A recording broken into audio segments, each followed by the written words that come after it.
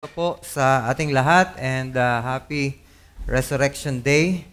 By saying that or greeting you that, I don't mean na ngayon lang talaga ang nabuhay ang ating Panginoon Jesucristo or this really is the date na nabuhay ang ating Panginoong Jesucristo.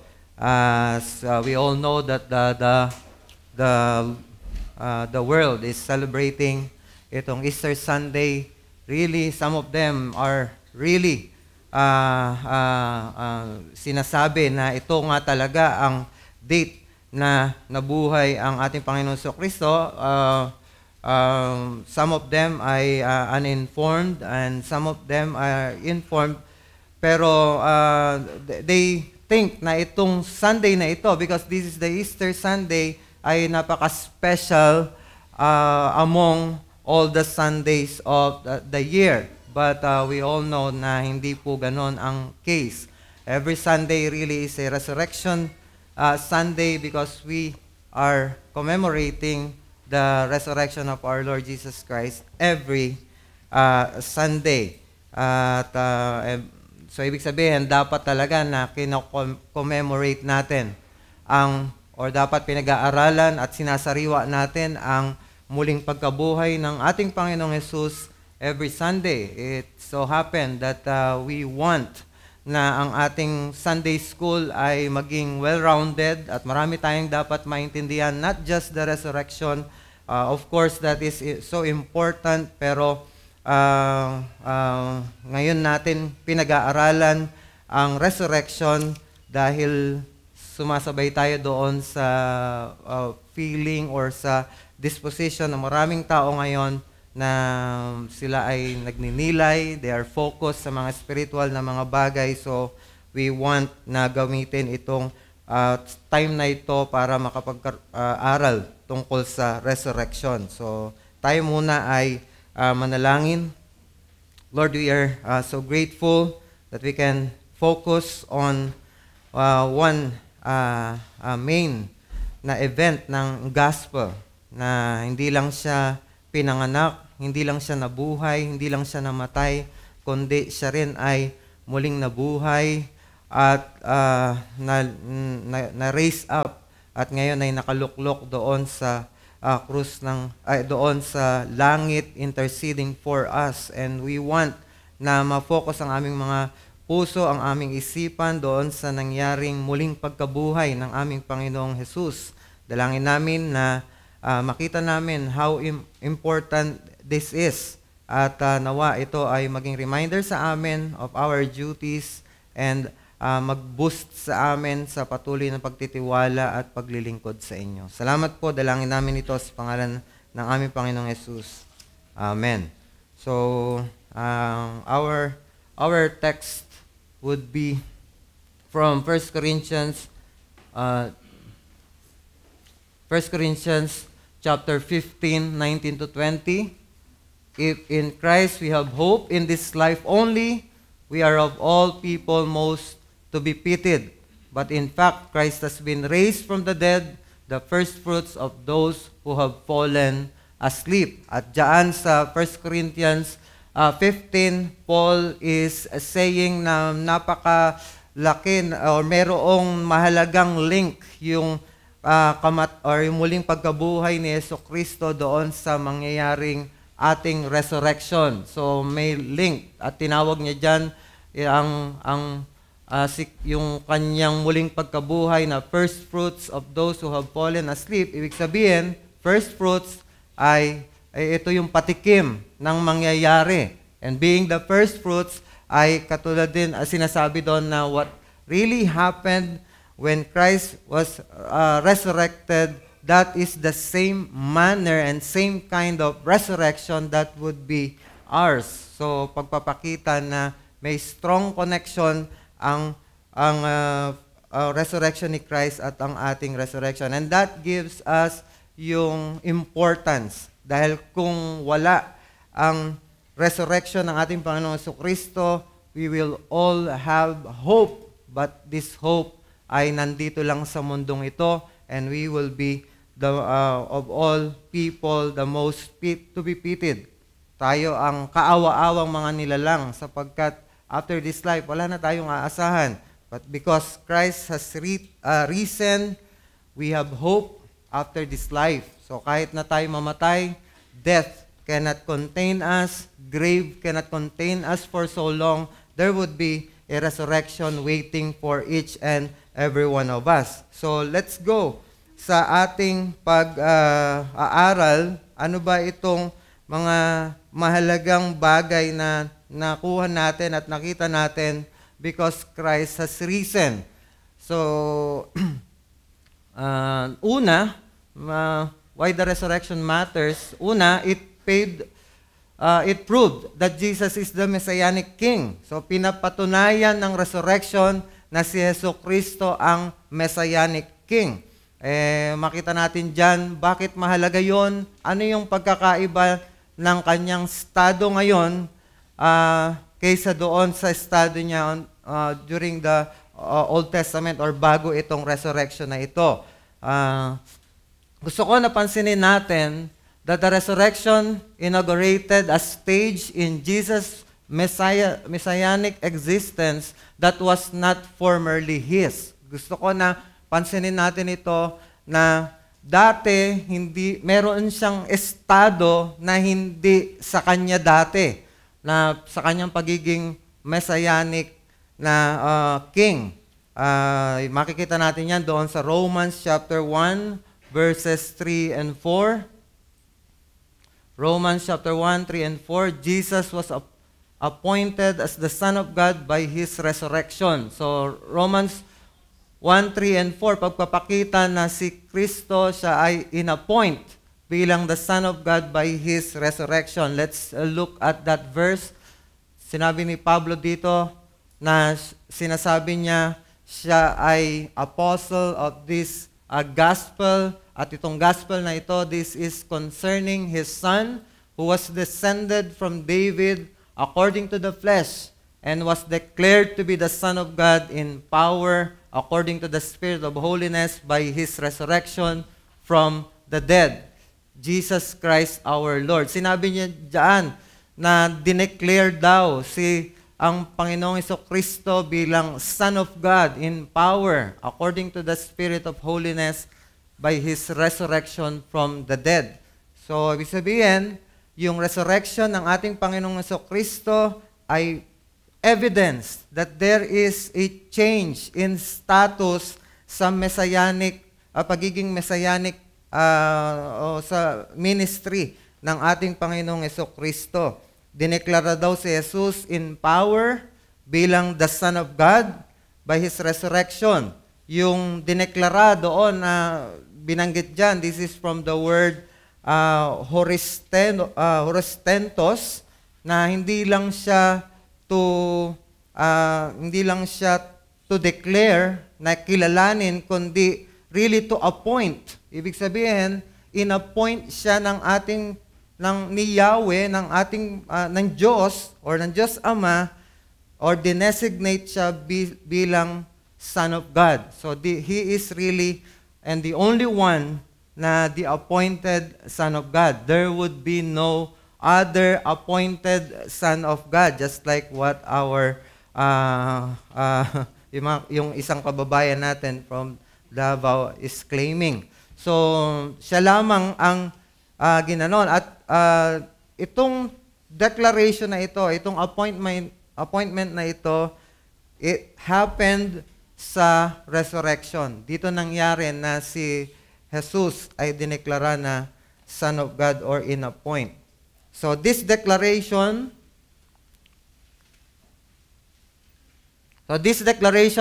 or appointment as the Son of God is not His exaltation to deity, but His appointment as the Messianic King. Gusto kong linawin natin yon na hindi natin sinasabi na doon lamang siya naging Diyos. And we all know that the one that is being declared was already the Son. Siya yung Son. And hindi tayo nagtuturo dito na yung tinatawag na adoptionism.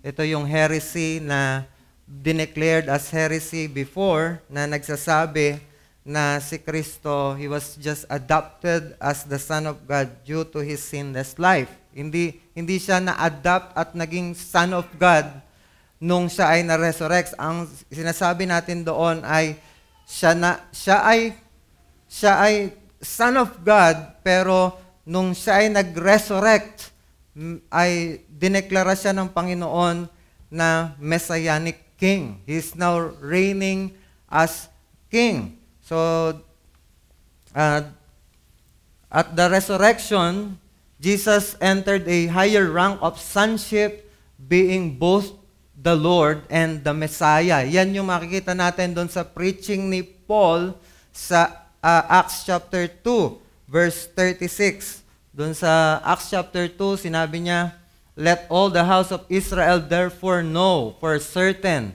that God has made Him both Lord and Christ, this Jesus whom you crucified."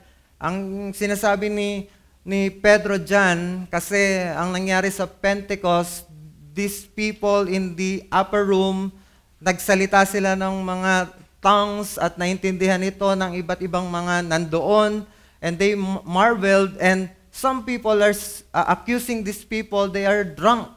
Kaya tumayo si Pedro sa kalagitnaan nila, preaching and explaining what has been happening. Anong nangyayari sa Pentecost? Bakit ganito?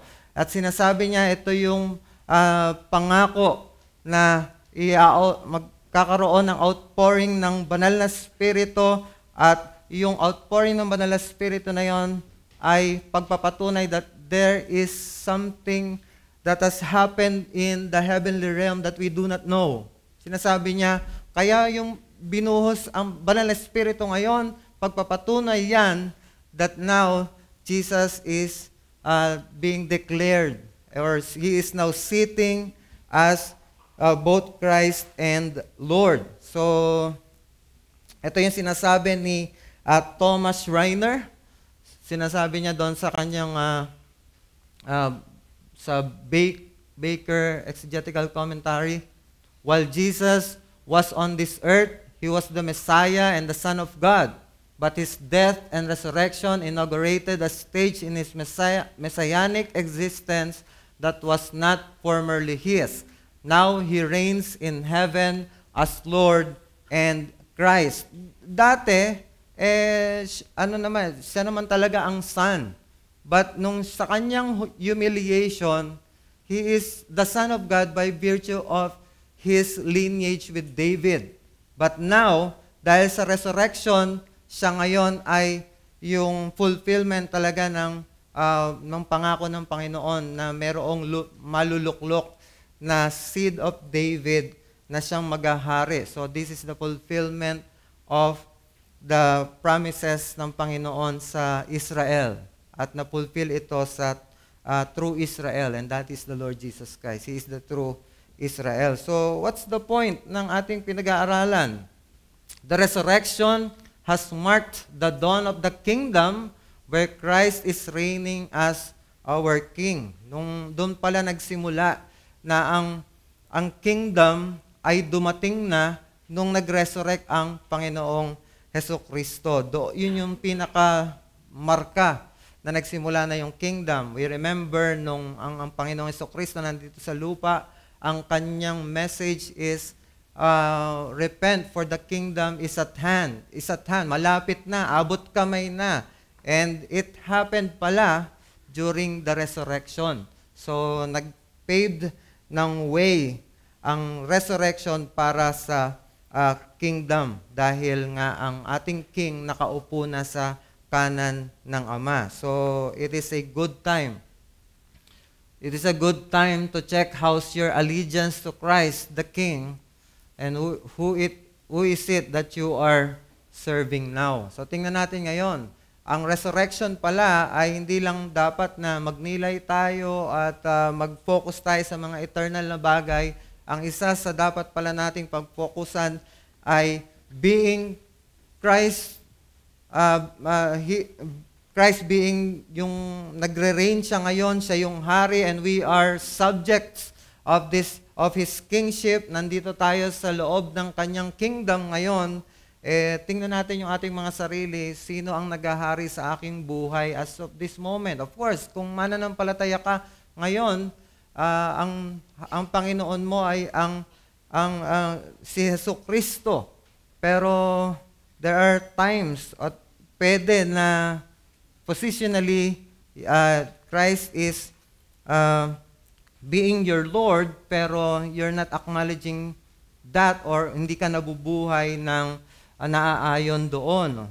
You're not really living yung iyong profession that Christ is Lord. So, tingnan natin ating mga sarili. Baka iba yung ating pinapanginoon ngayon. Marami tayong pwedeng gawing Panginoon.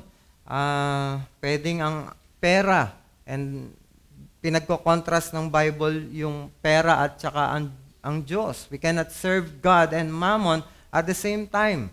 You need to choose the other.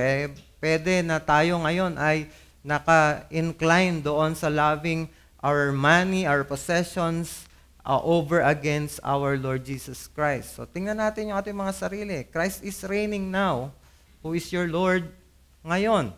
So, nawa ay makita natin itong bagay na ito, itong resurrection, commemoration ng resurrection ngayon, na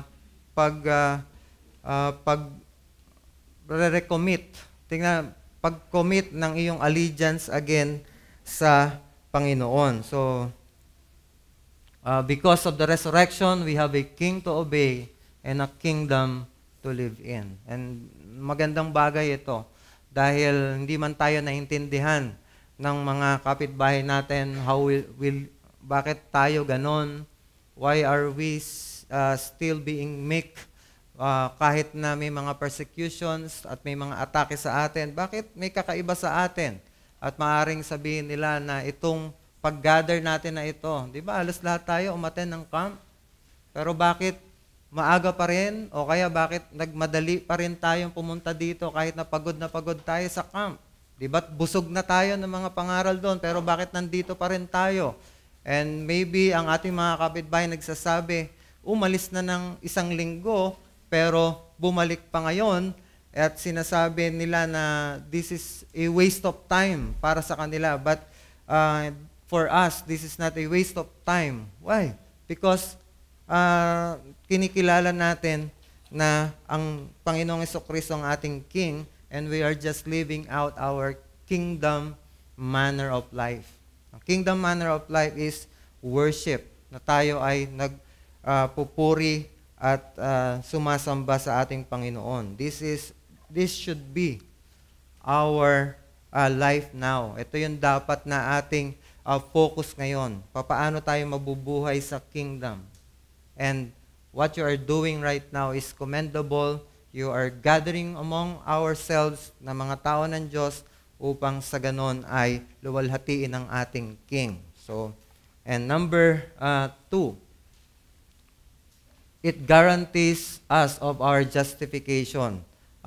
Yung resurrection ng ating Panginoong Jesucristo, ginagarantiyan niya na tayo ay na-justified.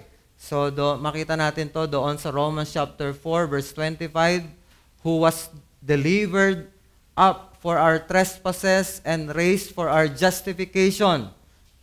Si Jesucristo daw ay na-raised, siya ay binuhay na muli mula sa mga patay para sa ating justification. So, gusto ko lang i-clarify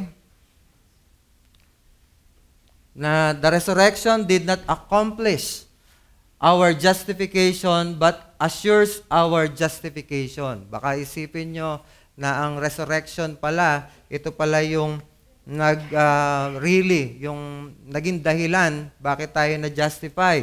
Hindi in-accomplish ng resurrection ni Jesucristo ang ating justification, pero pinapatunayan ng resurrection na tayo ay now being justified. Tayo ngayon ay pinawalang sala na. So, bakit? Kasi it was Jesus' sinless life and sin-bearing death that accomplished our justification. Ang talagang nag-accomplish ng ating justification ay yung buhay ni Jesucristo. na sinless siya at yung kanya rin na pagbuhat ng ating mga kasalanan at pagkamatay doon sa krus ng Kalbaryo. Because this is how we are being justified. Yung buhay ni Jesucristo na sinless ay naging kanyang, kumbaga parang account niya, He is the righteous. Pinatunayan niya sa kanyang humiliation na siya ang matuwid, na earn niya yung righteousness na dapat ay in-earn natin. Wala siyang law na binrake. At nung siya ay nakabayubay sa krus ng Kalbaryo, yung account na yon na sinless, na perfection na yon, ay naging account natin. Nagkaroon ng exchange. At yung ating mga kasalanan na na-break natin, yung ating yung kalooban ng Panginoon ay naging account niya. Nagkaroon ng great exchange. At doon sa krus ng Kalbaryo ay tayo ay napatawad at dineklara din na tayo ay mga righteous. So that is justification, to declare righteous. At yung justification, yung righteousness natin hindi sa ating sarili, ay ito lamang ay ipinasa or ipinatong sa atin. So gusto kong linawin yon na yung sinless life at yung sin-bearing death ni Kristo, yun ang nag-accomplish ng ating justification. So, pero, dahil siya'y binuhay ng Diyos Ama, we know na ang nagbuhay sa Kanya is the Father, and from the Scripture, ang ginamit niya na agent is the Holy Spirit. Being raised by the Father, God declared that Jesus' atoning sacrifice has been accepted. Pagpapatunay na inaccept ng Panginoon yung kanyang ginawa sa krus ng Kalbaryo, lahat yon ay na-accept na dahil binuhay na muli ng Diyos Ama si Jesucristo. Parang sinasabi niya, di ba, nung si Jesucristo nakabayubay sa krus ng Kalbaryo, He is performing that for our justification, for our redemption. Paano mo malalaman na tapos na at tinanggap ng Ama? By the way, yung kanyang sacrifice ay inoffer niya sa Ama at ang Ama mismo ang dumurog sa kanya. Yun yung napakinggan natin last Sunday morning dito sa ating iglesia. So, paano natin napatunayan?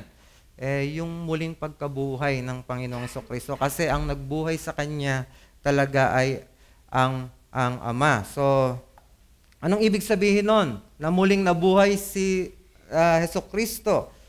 It means that the penalty of our sins was paid in full. It was paid in full. Wala nang anumang kasalanan na nagawa natin at magagawa natin ang hindi napatawad na or hindi nabayaran ng dugo ni Jesucristo. Parang sinasabi ng Panginoon, yes, I have accepted your offering. Your sacrifice has been accepted to me now. At ngayon ay magbangon ka. I will raise you up. At ibig sabihin, nalubos ang lahat ng galit ng Panginoon kay Kristo at wala nang galit na naghihintay sa bawat isa sa atin na nasa Kanya, kundi awa, biyaya, at mga pagpapatawad na lamang. So, this is just like in the Old Testament. In the Old Testament, hindi alam ng mga taong nangyayari sa Holy of Holies. Doon sa Holy of Holies, tanging ang priest lamang ang makakapasok doon. And doon sa Holy of Holies, i-sprinkle niya doon sa mercy seat, doon sa Ark of the Covenant, doon sa mercy seat na ang paniniwala nila, nandoon ang presensya ng Diyos na inaalay itong dugo ng hayop. At para malaman nila na accepted itong dugo ng hayop to cover their sin, lalabas yung high priest na buhay. Kasi kung hindi accepted yon, pamamatay ang high priest. At doon pagpapakita na makita ng buong congregation, tapos na ang atonement. This year, bayad ng ating mga kasalanan. We can go on now bilang mga tao ng Diyos at mamuhay na may pagsunod sa Kanya at lumuluwalhati kay Yahweh. But our Lord, sinasabi sa Hebrews, pumasok siya sa heavenly tabernacle. hindi sa tabernacle sa lupa, kundi sa tabernacle na nandoon sa langit. At nung siya ay nakabayubay sa krus ng Kalbaryo, siya mismo ang naging alay at siya rin mismo ang lumabas bilang high priest. Muli siyang nabuhay. At pagpapakita yon na tinanggap lahat ng Diyos ang kanyang sakripisyo. So, ano yung pinupunto natin dito? The resurrection of Jesus signifies that our record of death has been canceled.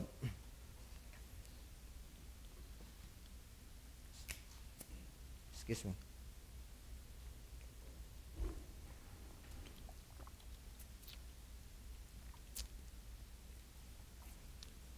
So, na-cancel na yung record of death natin. Nung tayo ay mga makasalanan, meron tayong record of death. This is just like a paper na nakasulat doon. Ito yung kalooban ng Panginoon and we did the opposite.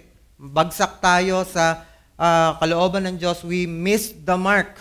We missed kung ano yung kalooban ng Panginoon. So, we have that declaration or paper na nagsasabi, we are debtors, may utang tayo sa Diyos.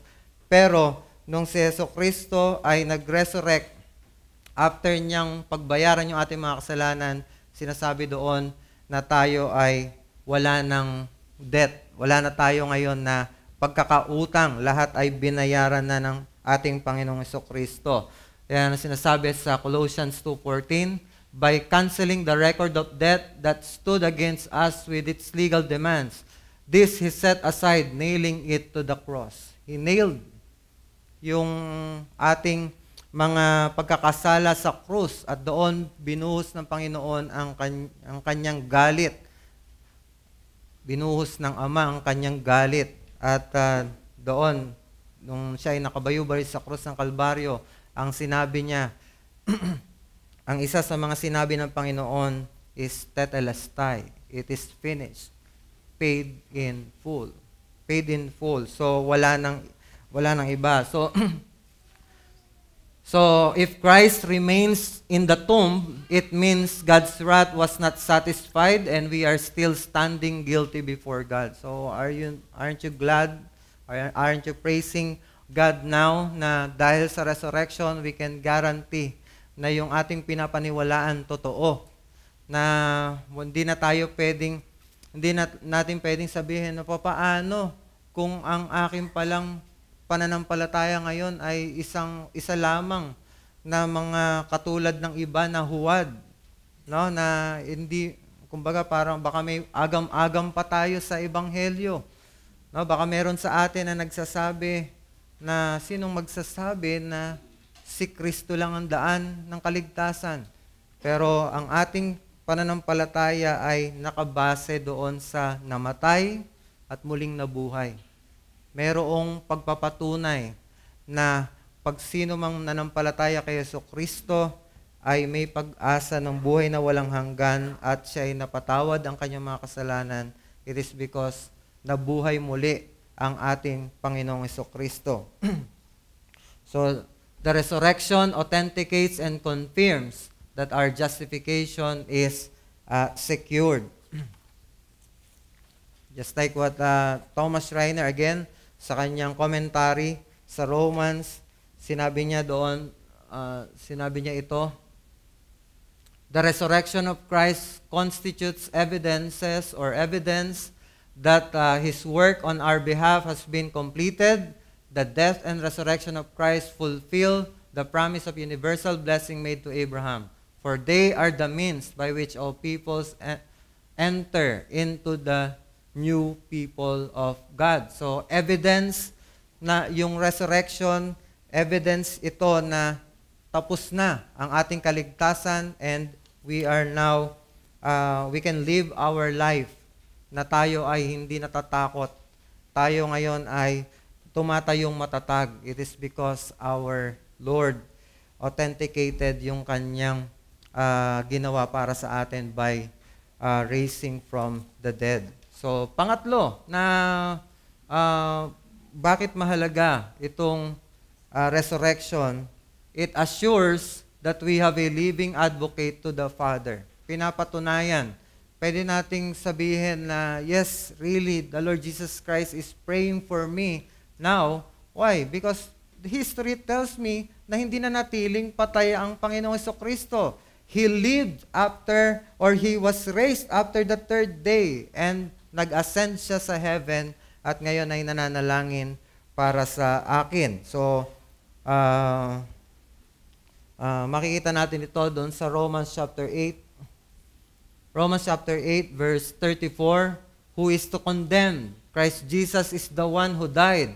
More than that daw na, sabihin, dagdag pa na si Kristo ay namatay, who was raised also, who is at the right hand of God, who indeed is interceding for us. Kung nag-stop lang siya doon sa kanyang death, at hindi siya muling nabuhay, hindi siya makakarating sa langit, at siya ngayon ay magi-intercede sa Ama. So, gusto ko na pansinin natin ito, that this verse functions as Paul's illustration that God is for us, and therefore nothing can defeat us. Walang sino man ang makakagapi sa atin ngayon, dahil nasa sa atin na ang Diyos. At isang patunay niyan ay yung muling pagkabuhay ng ating Panginoong Jesucristo. Why? Dahil buhay ang ating Panginoong Jesucristo ngayon, we can guarantee na hindi na tayo mawawala sa Kanyang piling. Kung anak ka ng Diyos ngayon, hindi ka na mawawala sa Kanyang piling. Hindi ka na makakagawa ng anumang kasalanan na pwedeng magkansela sa iyo, sa iyong pagiging anak ng Diyos. It is because meron tayong advocate, meron tayong tagapamagitan sa Ama. No?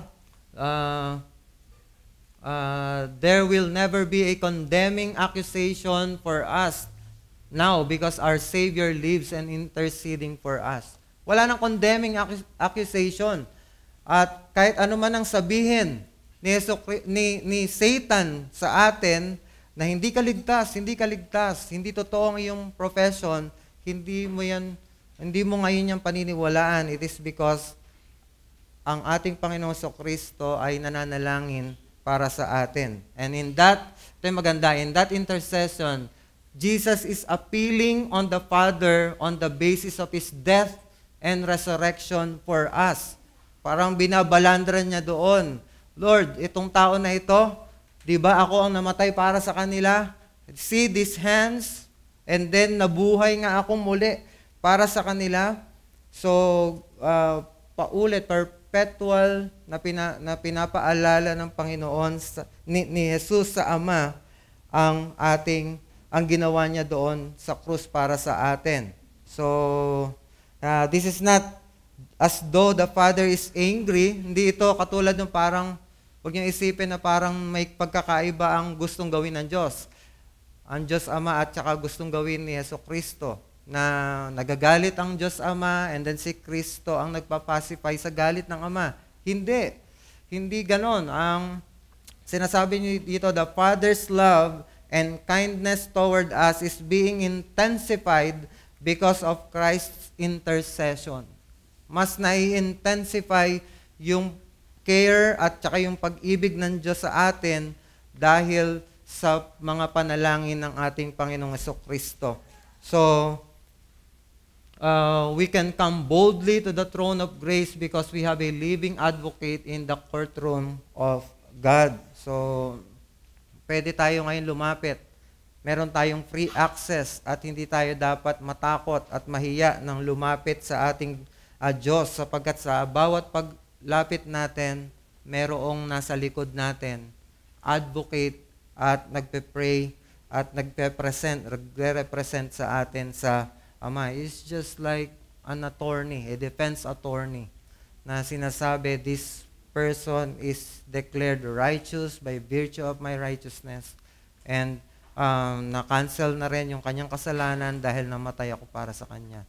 And all of that has been authenticated by my resurrection from the dead. So, as the challenge, the resurrection of Christ should push us more to be alone with God in prayer.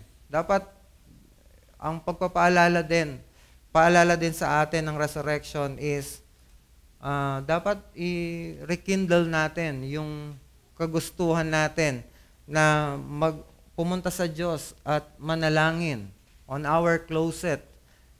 Yan ang natutunan din natin, isa sa mga natutunan natin sa camp, na dapat tayong maging mapanalanginin. And the resurrection, nagbibigay sa atin ng reason na tayo ay pumunta doon boldly. Why? Because our advocate lives forever to make intercession for us. So how's our prayer life?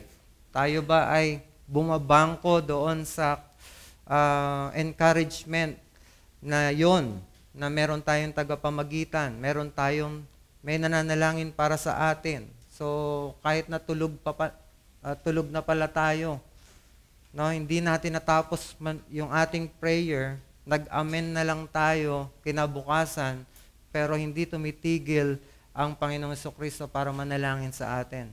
Why don't we continue praying and finish? At least if itapusin natin yung ating mga prayer na nauudlot because of so many things na naging kabisihan natin at napapagod na tayo. Diba si Martin Luther, siya yung napakasipag niya sa Reformation at maaring siya yung sabihin natin na si Martin Luther pwede siyang magbigay ng excuse sa Diyos na hindi mo na ako makapanalangin ngayon, dami kong dapat gawin, pero sinabi niya, I have so much to do today that I need to pray. Habang dumadami ang kanyang ginagawa, doon siya dapat lalong manalangin. Kaya hindi excuse sa atin ito. And nawa, yung resurrection ni Jesucristo ay mag-push sa atin na tayo lumapit sa Diyos. And lastly, number 4, it guarantees our future resurrection. So, dito natin makikita yung ating binasa kanina sa ating introduction. But in fact, Christ has been raised from the dead, the first fruit of those who have fallen asleep. For as by a man came death, by a man has come also the resurrection of the dead. For as in Adam all die, so also in Christ shall all be made alive, but each in his own order. Christ the first fruits, then at His coming, those who belong to Christ. So, si Pablo, Christ, tinatawag niya si Kristo bilang first fruits of the resurrection. Na siya yung first fruits. Anong ibig sabihin na siya yung first fruits? So, the first fruits are the first crops that farmers can gather from a harvest. Siya yung first crop. Sa harvest, merong patunay, nagpapatunay sa farmer na siya ay makakakuha ng inaasahan niyang harvest by the first fruits. At yung first fruit na yun, nagdedetermine anong klaseng harvest. Abundant ba siya? Magaganda ba yung kanyang aanihin? Ang magpapatunay nun is yung unang niyang mapipitas, yung unang yield ng mga crops. So, it is the foretaste and the sure sign that the full harvest will come. So, patunay na magkakaroon ng full harvest kung magkakaroon siya ng first fruits. And Jesus, as the first fruits, indicate that our resurrection will be of the same kind with His. So, kung ano yung naging first fruit, siya rin yung magiging bunga. Kung yan ay, let's say, kamatis, hindi niya aasahang magkakaroon ng bunga na ibang klase. Kamatis din ang kanyang magiging bunga at aasahan. So, ibig sabihin, yung resurrection ni Christ, pagpapakita, paano tayo mare-resurrect din pagdating ng ating Panginoong Jesucristo. So, kung paano glorified yung body ni Jesucristo, ganun din magiging glorified yung ating mga katawan. So, Christ's resurrection proves that we too will be raised in His return. So, pagpapakita, ito ay pagpapatunay na meron tayong aasahan sa hinaharap. So, encouragement ito sa atin na may mga mahal sa buhay na namatay. And you know they are in Christ. And they are also those people na pinalangin natin, we labored sa Kanya during His lifetime hanggang sa deathbed niya, we preached the gospel to them. And wala mang sign na siya ay nanampalataya kay Jesucristo, but we don't know. Baka in some point nang sa kanyang deathbed, narinig niya ang ebanghelyo at nagtiwala siya kay Jesucristo. At yung pwede nating kunin dito is kapag sa resurrection, pagdating ng ating Panginoong Jesucristo, they too will be raised up together with us. Sila rin ay mabubuhay na muli at makakasama natin with their bodily resurrection or sa kanilang glorified body. So, and then, ito rin ay encouragement sa atin na anuman ang mangyari sa ating buhay ngayon ay whether by death or by life, tayo man ay kunin ng Panginoon yung ating buhay too soon, kaysa sa ating inaasahan, meron tayong hinihintay na muling pagkabuhay. So, listen sa Heidelberg Catechism. Yung Heidelberg Catechism, question and answer number 45. How does Christ's resurrection benefit us? First, by His resurrection, He has overcome death so that He might make us share in the righteousness and that He won for us by His death. And second, by His power, we too are already now resurrected to a new life. So, meron ka ngayong kapangyarihan na ma-sanctify. You can live a sanctified life now because of the resurrection. Kasi meron na tayong new life kay Jesucristo. And then thirdly, Christ's resurrection is a guarantee of our glorious resurrection. If Christ's resurrection is a glorious one, our resurrection would be the same kind. It would be a glorious kind also. Kaya nga, sabi nun, sa bandang huli ng 1 Corinthians 15, sinabi ni Pablo doon as a challenge, do not be weary in well-doing, for in due time we shall reap a harvest. No? Gusto ko nang basahin yon. Yung exact na wording na yon.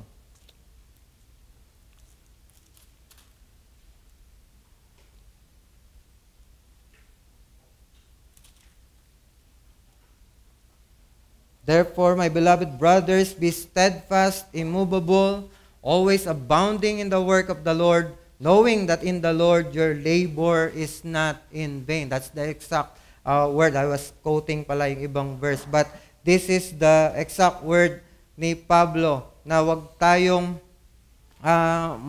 mapagod na gumawa ng anumang bagay na para sa Diyos, para sa kaluwalhatian niya.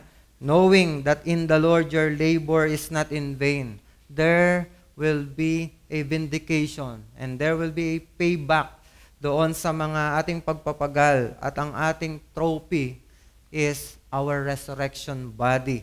Meron tayong pag-asa kay Jesucristo na tayo ay magiging katulad niya sa kanyang glorified body.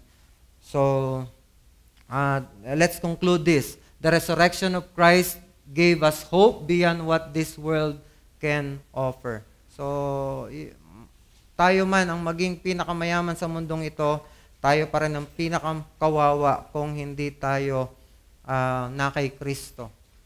Dahil wala tayong blessing ng resurrection. But, if you are in Christ, meron tayong hope beyond this world, beyond what this world can offer. So, let us pray and thank God sa ating lesson. Lord, we are grateful for this time na paalalahanan kami. This may be an elementary thing na aming reminder lang sa bawat isa sa amin. Maybe most of us a reminder, but this really is a powerful reminder sa amin na ang resurrection ay tunay na mahalaga para sa amin. Hindi namin pwedeng baliwalain ito, hindi namin pwedeng hindi i-meditate ito dahil it paid so much na mga blessings na na-enjoy namin ngayon dahil we have a recent Savior. So, tulungan mo kami to apply this truth sa aming mga buhay. Tulungan mo kami sa tulong ng inyong biyaya at ang banal na Espiritu ay isanctify kami. Salamat po, dalangin namin ito sa pangalan ng aming Panginoong Yesus. Amen. So, baka po may question.